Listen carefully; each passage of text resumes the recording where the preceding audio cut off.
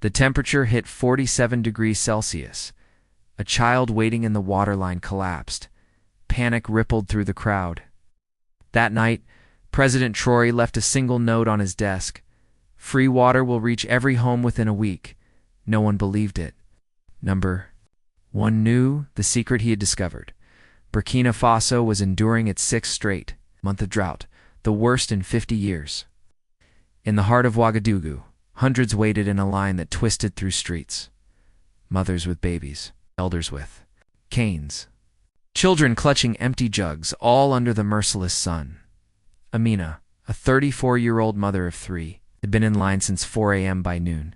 The heat was suffocating. Then a boy ahead collapsed. His container rolled away in the dust. Amina rushed. To help! A man pushed through, an ex-nurse. Severe dehydration, he said grimly.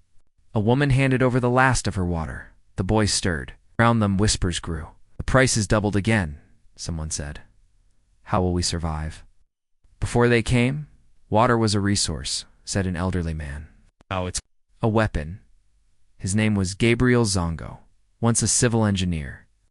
Decades ago, he warned against privatizing water. He was fired, branded a troublemaker. That used to be a public fountain, he said, pointing at a dry basin. It wasn't perfect, but it was ours. WaterGlobal, a Swiss multinational, had seized control under the previous regime before Traore's uprising changed everything. Now, all eyes were on his promise. What began as a development partnership had turned into a monopoly. WaterGlobal now held Burkina Faso's most essential resource hostage. In Mali, they'd been accused of polluting farmland. In Senegal, activists blamed them for drying ancient baobab trees. But legal teams and political ties shielded them from consequences. When the tanker finally arrived, its polished logo gleamed. Like mockery. Armed guards stood beside a Teresa in telling edition. 2,000 CFA francs per 20 liters, announced the distribution manager, avoiding eye contact.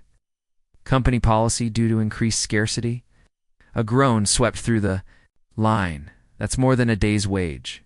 Someone shouted. The manager shrugged. Or other sources if you can find them. What he didn't say. The rivers were dry, wells sealed off, rainwater collection restricted. All access routed into WaterGlobal's paid system. Amina paid for 10 liters, nearly a third of her weekly income. It would have to last her family 3 days.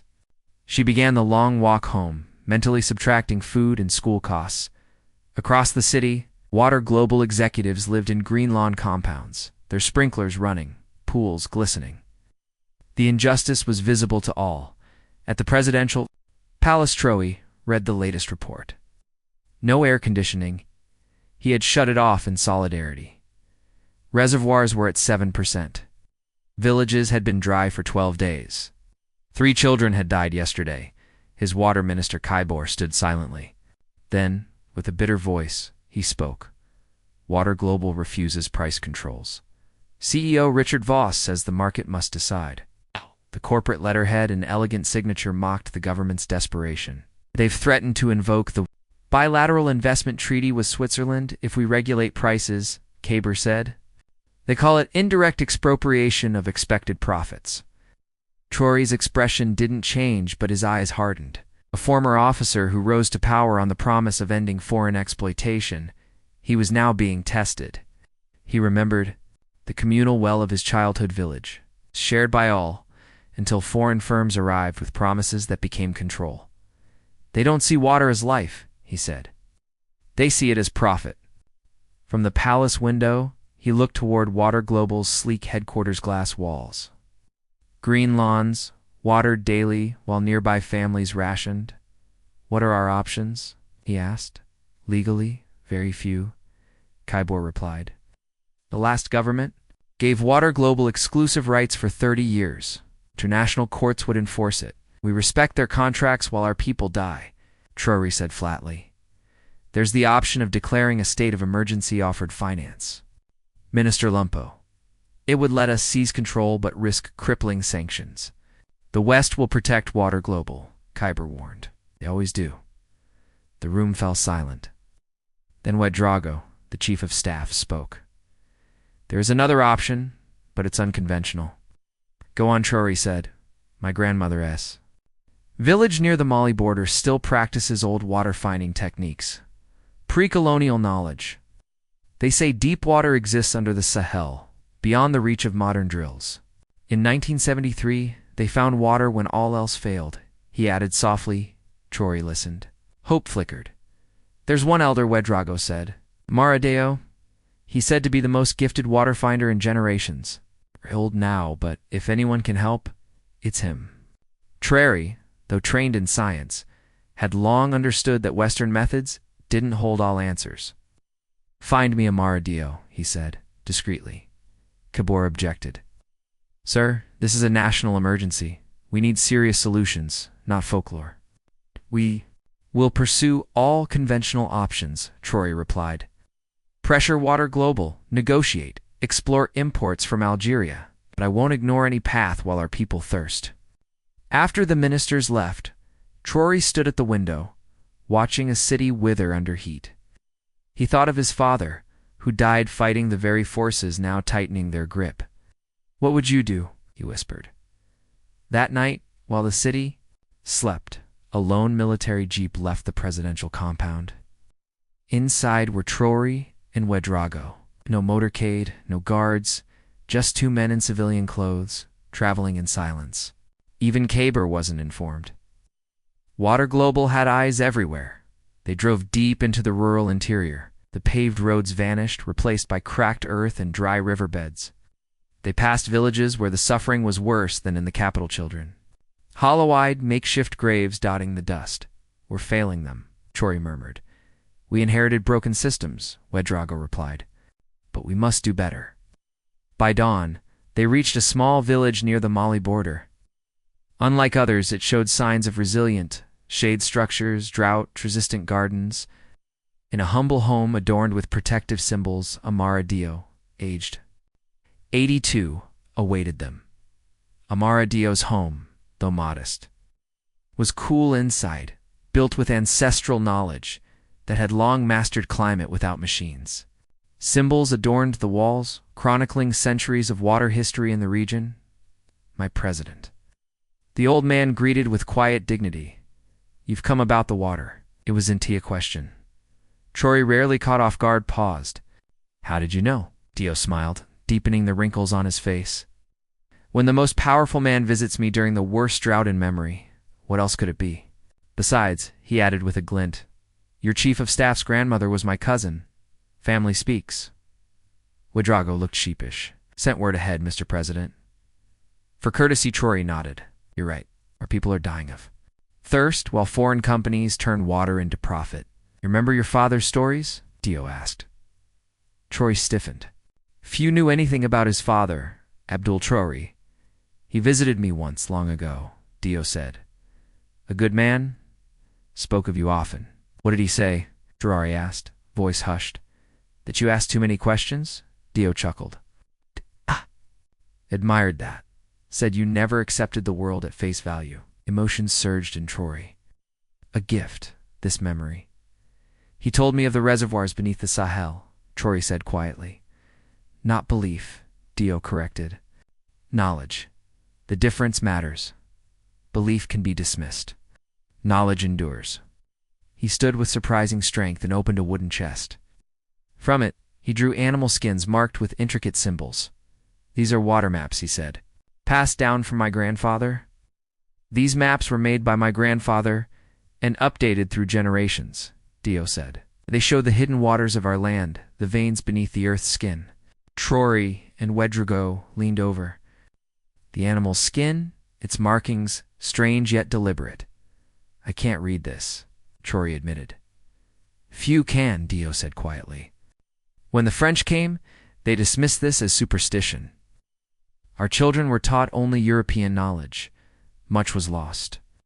He traced a symbol with a weathered finger. But some of us remembered. We passed it on to those with the gift. The gift? WaterGlobal asked. The ability to hear water, Diallo replied, to sense its presence deep within the earth. Some call it dowsing, but it's a conversation with the land.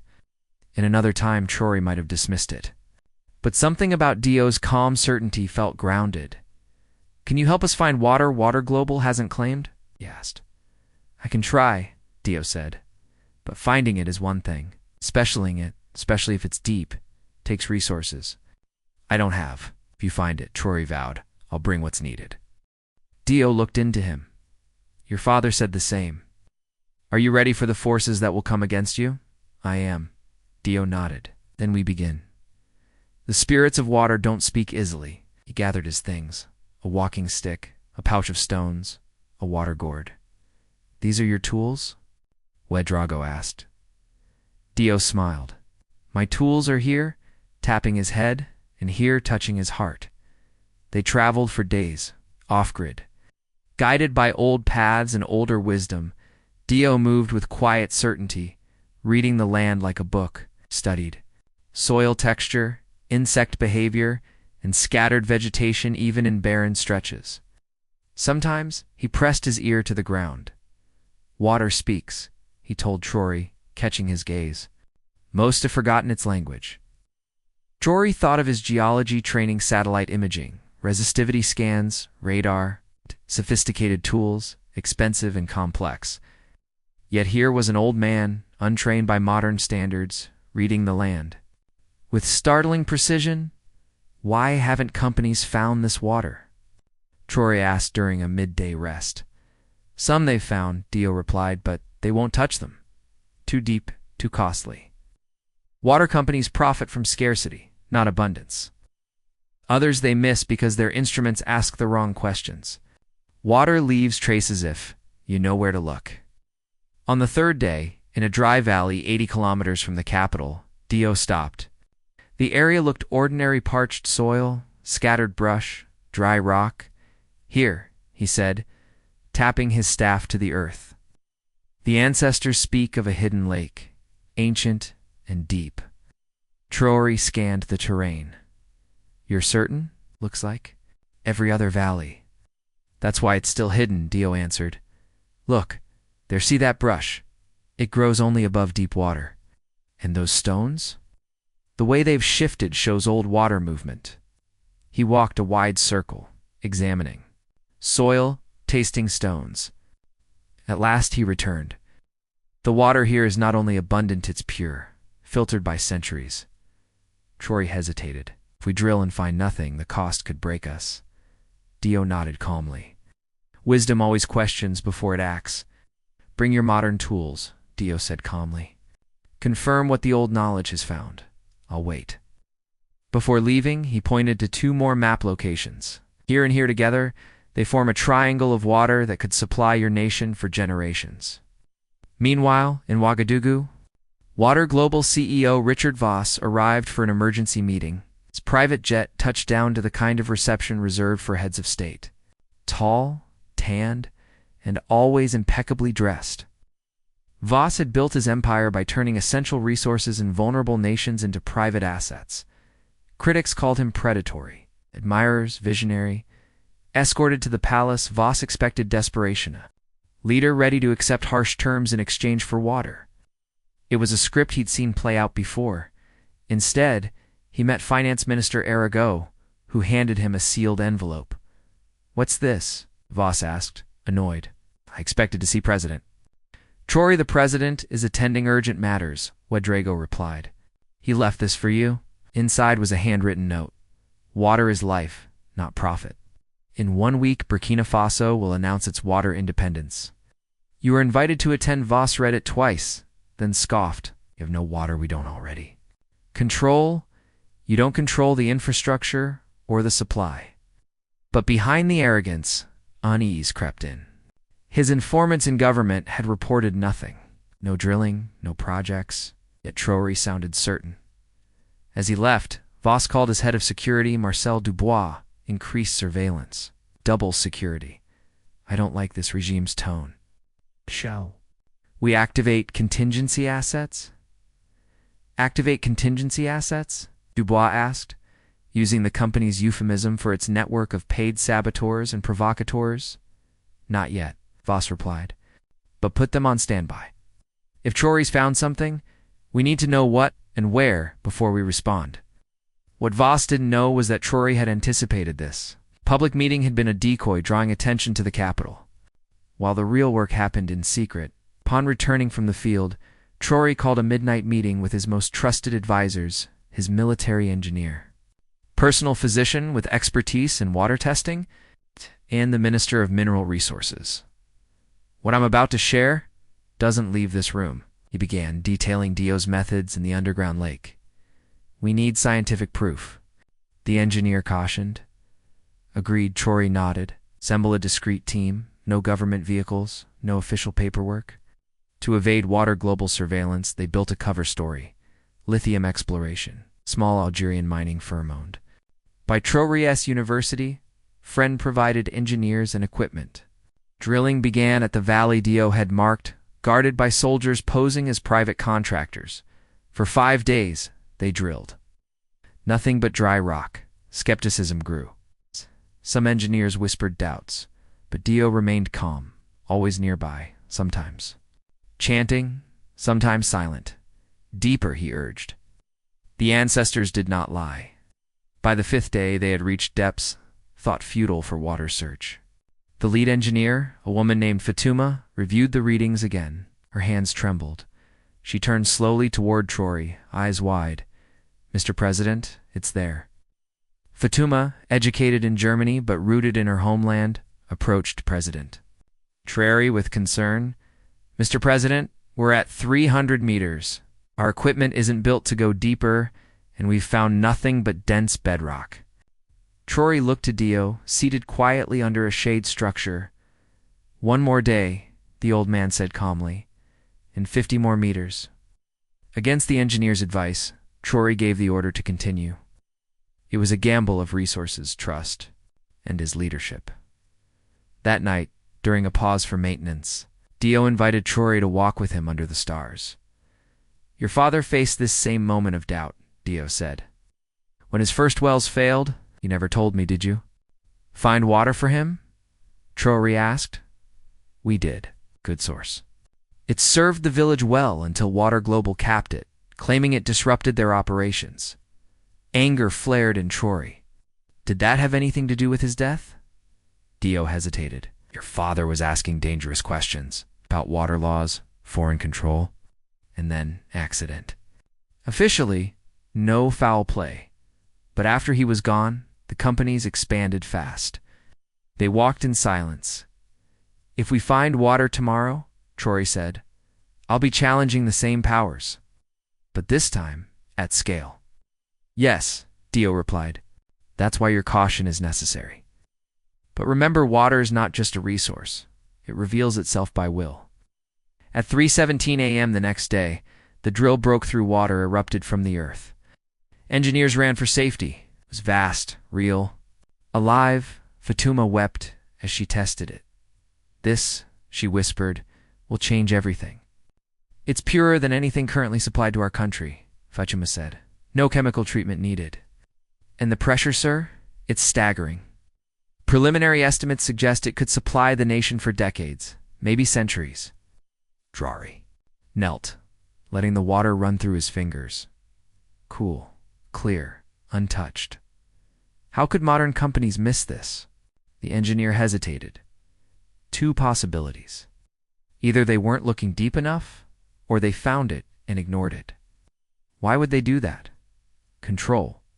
Companies like WaterGlobal profit from scarcity. Abundance threatens their business model. Traore turned to Dio, standing calm beneath the floodlights. "You've given us more than water. You've given us leverage." "I've given nothing," Dio said softly. "Only reminded you where to look." In the days that followed, the site was secured, and infrastructure work began. But word had leaked. WaterGlobal had picked up satellite activity. Colonel Sankura brought the update. "They're watching. They've redirected a commercial satellite over the site." Traore had expected this. The area was now guarded 24/7, equipped with anti-drone tech and signal jammers. 2 decoy sites were activated to further mislead foreign surveillance. But secrecy wasn't the goal, readiness was. "Begin Phase 2. Traore ordered construction teams deployed. Materials already staged nearby were rushed to the valley.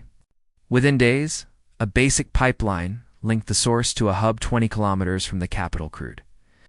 But operational, as whispers spread through government circles, WaterGlobal's stock began to fall. Investors panicked.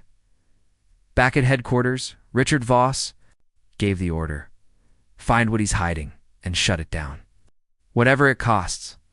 This situation needs to disappear, Richard Voss said coldly over a secure video call from Geneva. Marcel Dubois understood. WaterGlobal had handled such threats before. Local water sources that risked breaking their monopoly had a way of vanishing, being declared unsafe, or buried in bureaucracy. But 2 days before Traore's planned announcement, their play failed. Two operatives disguised as local workers infiltrated the drilling site during a shift change. They were caught attempting to contaminate the reservoir chemicals that would have rendered the water untasty. Instead, they handed Traore the perfect weapon. We have their communications, financial transfers, even internal memos, Colonel Sankura reported. It's everything we need to void their contracts. 1 week later, Traore addressed the nation on live television. Behind him, a simple map showed not one but 3 massive underground water sources. The first confirmed. The others, soon to be Amara Diallo, sat silently in the front row, flanked by other traditional knowledge keepers, elders representing different regions, chosen to symbolize the union of wisdom, old and new. My fellow citizens, Traore began. For too long, foreign companies have treated water, our birthright, as a luxury. That ends today. He described the discovery, crediting the traditional methods that led to it. Photos and analysis were shown: pure, abundant water that could change the nation's future. This isn't just water, he said. It is freedom, effective. Immediately, he declared WaterGlobal's contract terminated for criminal sabotage and exploitation during a crisis. Today, he said, Burkina Faso reclaims its water sovereignty. We've informed the International Court of Justice, Traore announced. But we won't wait on foreign rulings to protect our people's right to water. The camera shifted to the 2 arrested saboteurs, now cooperating in exchange for leniency. Their statements were damning clear evidence they'd been hired by WaterGlobal's security division to poison the new reservoir next. Traore revealed the formation of a national water authority. It would ensure free basic water access for all citizens, with only commercial use subject to moderate fees. This wasn't a symbolic act, it was a well-structured, scalable model for national water sovereignty. Water's not a privilege of the wealthy, Traore said. It is a right. And from today, no foreign entity will decide whether our children drink or thirst. Across the country, celebrations erupted. Villages and cities, people lifted cups and basins in the air, sharing what little water they had as a gesture of unity and hope. Mothers cried. Elders nodded silently. A nation long denied now stood affirmed. Global media rushed to report. Initial skepticism faded as footage of the water site and third-party geological verifications circulated. It was real. The discovery was historic. In Geneva, WaterGlobal was in chaos. Their stock collapsed 43% in 1 day. Legal teams scrambled, branding Traore's move illegal expropriation, but the public tide was turning. Viral images showed Burkina Faso's parched children beside WaterGlobal's lavish towers, cornered by reporters at an airport. Voss muttered, "They can't do this." But even he knew they already had. International pressure will be intense, Traore warned his Security Council. They will try everything: sanctions, political isolation, even funding opposition. We must be ready. Nice. He was right. Within days, Western nations issued statements criticizing contract violations and questioning the rule of law in Burkina Faso. The IMF flagged loan irregularities. Credit agencies downgraded the country's rating. Intelligence reports from Colonel Sankara revealed mercenary movements near the border, signs of potential covert intervention. But Traore had planned ahead. Months earlier, had strengthened ties with nations less beholden to Western corporate interests. Russia, China, Turkey, and fellow African states. We are not alone, he reminded his cabinet. And now, we have something that makes us truly independent: water. Relief efforts began immediately. Military engineers and civilian crews built an emergency distribution network. Water tankers once operated by WaterGlobal now bore the emblem of the National Water Authority and delivered water free of charge in the capital. The change was palpable. Amina, a mother who once watched her child collapse in a water line, stood in disbelief at the new distribution point. No guards, no inflated prices, just clean, free water. When she filled her container, tears ran down her cheeks. "Is this real?" she asked. "It's Burkina Faso water," the worker replied. "It's from our soil, for our people. And there is more than enough." As she walked home, the burden of rationing lifted. For the first time in months, her children drank freely. Across the city, hope began to flow clear and unstoppable. Gabriel Zongo, an elderly former civil engineer who had opposed privatization decades earlier, stepped forward to help the National Water Authority. His deep knowledge and memory of the old system proved vital. "I warned them 30 years ago," he said, guiding younger teams. "Water is like air. When you commodify it, you turn life into a luxury." International response was divided. Western governments aligned with corporate interests condemned the violation of contract sanctity. Financial outlets warned investors about rising risks in unstable regions, but another current emerged.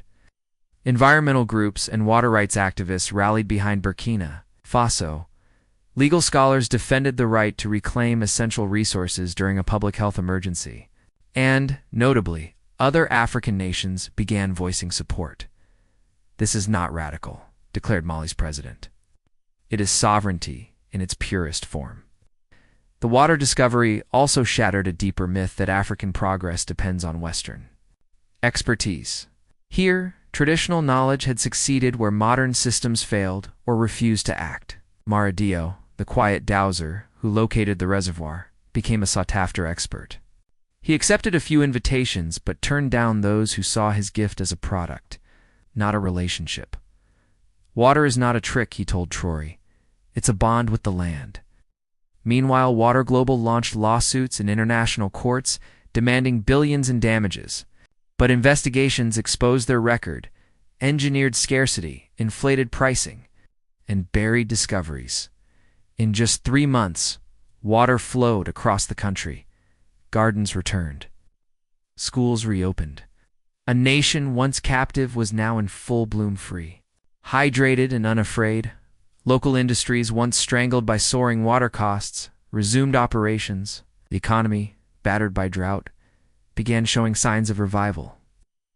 Delegations from Mali, Niger, and Chad arrived to study Burkina Faso's model of water sovereignty. Traditional knowledge keepers like Amara Diallo, once dismissed, were now consulted as equals alongside hydrologists. Universities launched programs to preserve indigenous environmental knowledge, though WaterGlobal pursued its lawsuits. Their power waned. No legal ruling could reverse Burkina Faso's new reality water independence. Investigations exposed the company's manipulations, shifting global opinion. Traore's government offered a pragmatic settlement. WaterGlobal could retain its infrastructure, but must operate under strict regulations, public oversight, fixed pricing, and zero resource control. At first, WaterGlobal refused, but mounting legal losses and shareholder outrage forced change. Leaked emails showed CEO Richard Voss had long known about the underground reservoir, but avoided developing it to preserve profit. He resigned in disgrace. Other executives faced investigations and charges for authorizing sabotage. Eventually, WaterGlobal settled for a fraction of their initial claim, a quiet admission of guilt. But for Burkina Faso, the real victory lay elsewhere. It had proven that sovereignty over essential resources was not a dream, it was doable. A year later, President Traore visited the village where it began. Dusty streets were now lined with gardens, laughter echoing from well-hydrated children. Under the shade of a baobab, Amara Diallo watched them play by a well that never ran dry. Fame hadn't changed him. He remained rooted in the land that had always whispered truth. "If one listened, you have brought life back to our land," said Amara Diallo, as President Traore sat beside him near the village well. Traore shook his head. No. You reminded us of what was always here, what our ancestors knew, but we forgot chasing others' knowledge. Both types of knowledge have value, Dio replied. The machines that drilled for water weren't. From our traditions. But without our traditions, they would have drilled in the wrong place. A balance, Traore agreed. Your father would be proud, Dio said softly.